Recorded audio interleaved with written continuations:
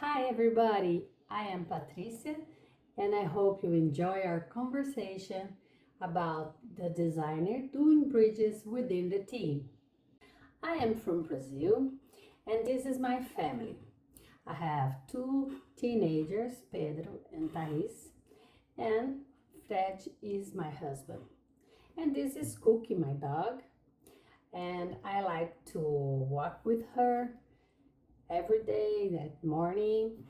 I like nature adventures, books, movies, and I'm a Pilates practitioner. I'm very happy to be invited to be with you again this year.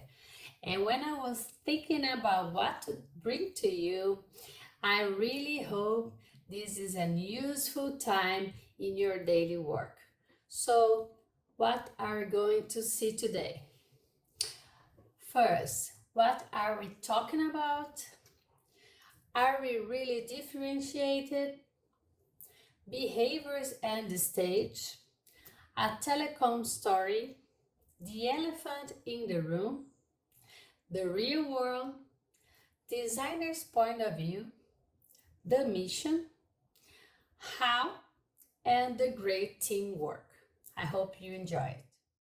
Based on the large number of jokes and memes I found about team collaboration, I know that you know what we are talking about.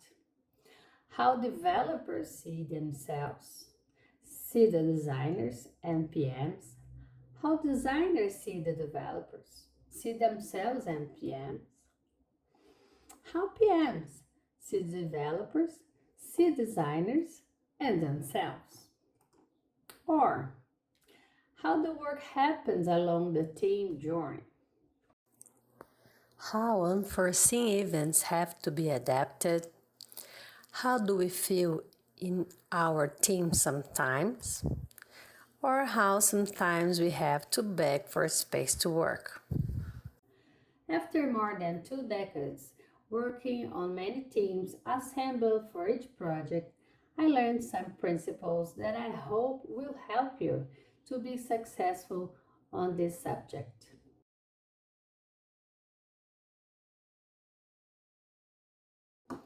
As designers, are we really differentiated or do we just need to tell a better story? There are many people involved in the delivery of a digital product, but the designer has the human-centered concern to make bridges between all parts. Yes, I think we have a different point of view. Not just a customer-centered design, but a human-centered concern. It's more than a technical feasibility or market trends. It's about creating a meaningful and relevant product experience in a wider scope. It's more than persona data or understand customer needs, but consider also satisfaction, community impact, ethics, disabilities, challenges, social and political aspects.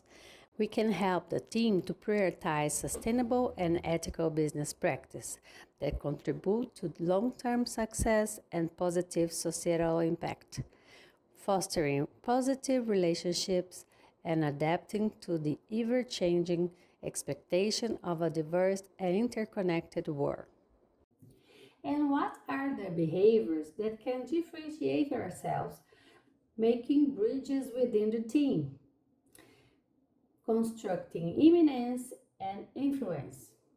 If you forget everything you hear today, remember just this: the behaviors we should look for. And please, everything that needs to be discussed and aligned must be done in our kitchen, never in front of the client. Do we have an agreement? They are curiosity, inquiry, probing, empathy, active listening, and collaboration. I know you are curious about customers' habits, pain points, and preferences, but what about the development process, the limitation of the language of the platform? What about the company process, context, and more. Are you open to other people's creativity? Don't be afraid to ask questions and to do open discussions. Encourage a space for exploration and discovery. Spark your team with curiosity-inspiring summaries. Prototyping and testing are invaluable tools in resolving design conflicts. Embrace other people's ideas, create prototypes on different options, and test them with real users. Evidence allows you to make decisions based on user feedback rather than subjective opinions. Understand the different personalities that exist in your group. Don't allow personal taste or even different understandings of the project objectives to generate disagreements within the team. Align clear goals. When conflicts arise, use these differing points of view as an opportunity to challenge assumptions and push creative. By valuing each perspective, you create a more robust design process that can lead to unexpected and better results for the users. A perfect recipe for communication. Spark a little active listening, empathy, questioning, focusing, reacting, and not arguing mentally. I know this is especially challenging when you are already tired or overwhelmed. All of that makes up the collaborative attitude, but it works when you're intentional. At the time when you would like to do it your way, and that's it. This is when you have to take a breath and say to yourself, at the end of the day, it will be better if I take the path of collaboration. Let me tell you a telecom story.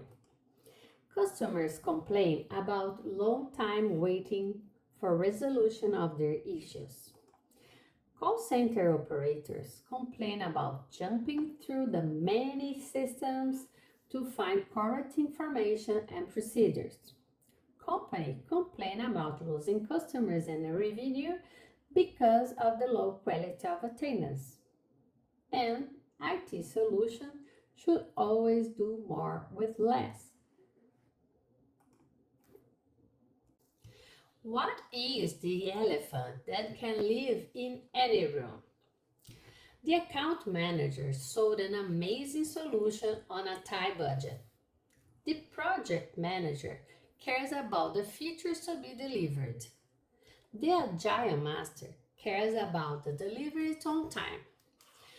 The developers and testers care about delivery working technically. The designer cares about who and how will use it. And a non-collaborative mindset can lose the alignment, the communication, waste time, pay no attention, not listen, and so on. In the real world, the truth is that everyone is going to hear from somebody about collaboration. I am not paid for this.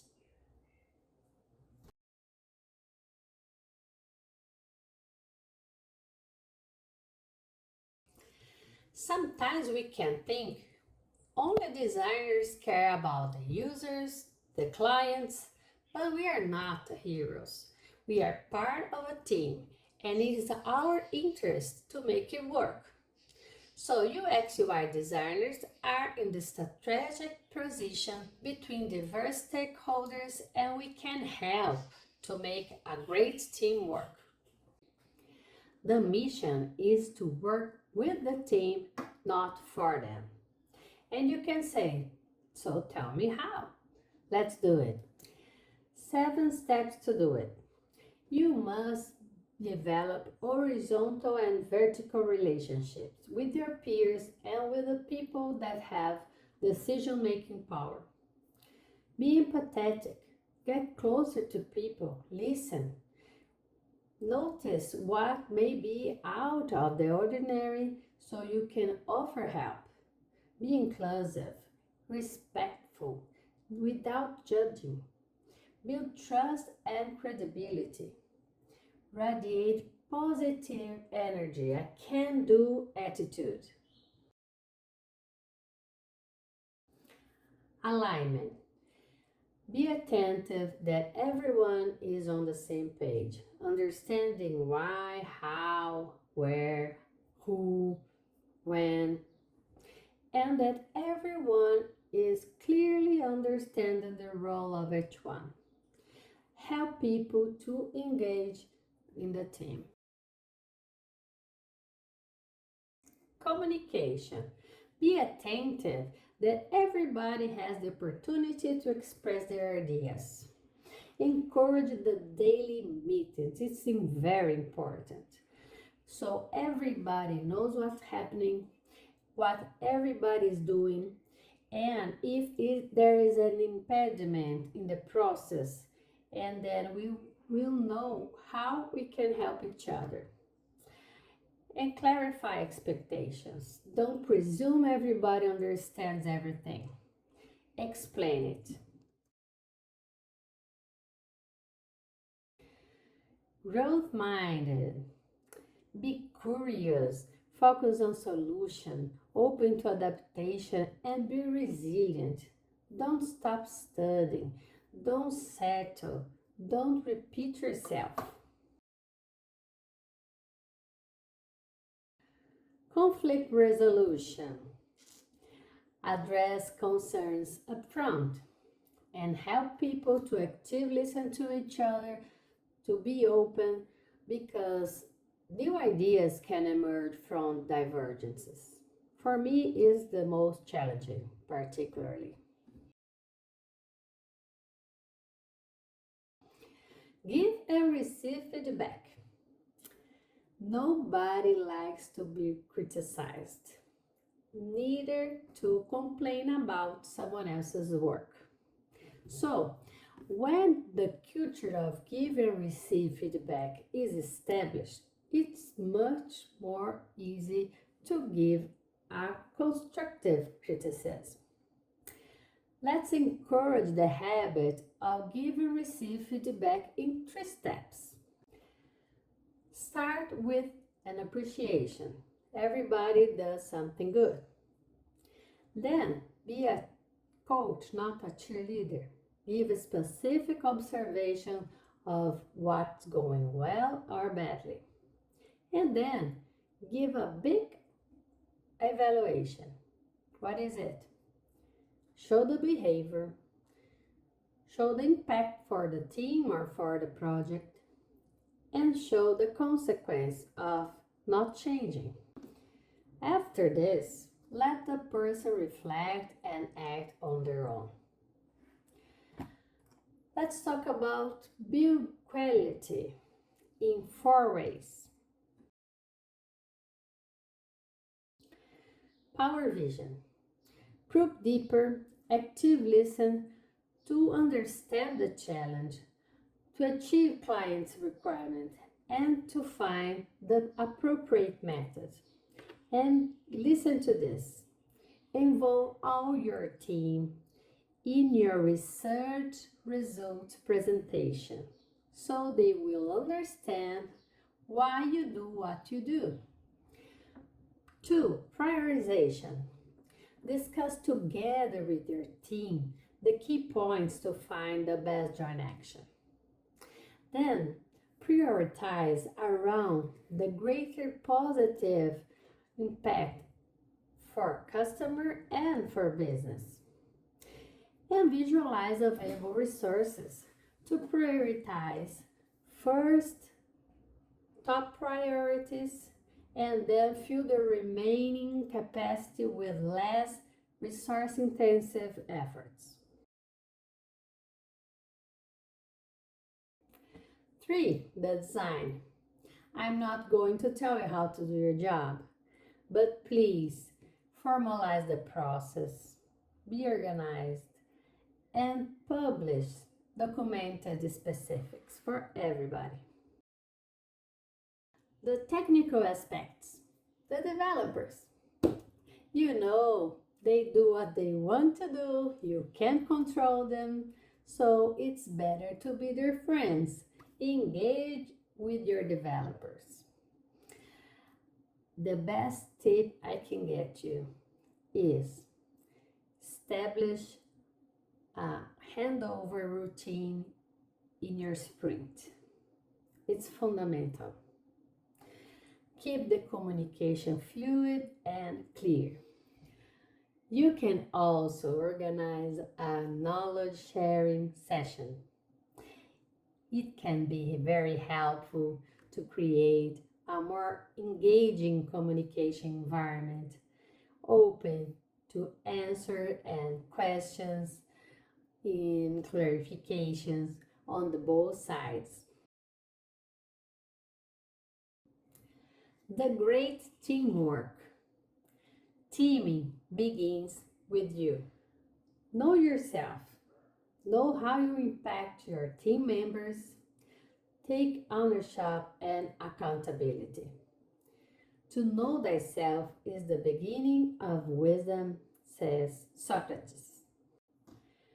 Thank you very much for your time and send your questions so we can continue this conversation.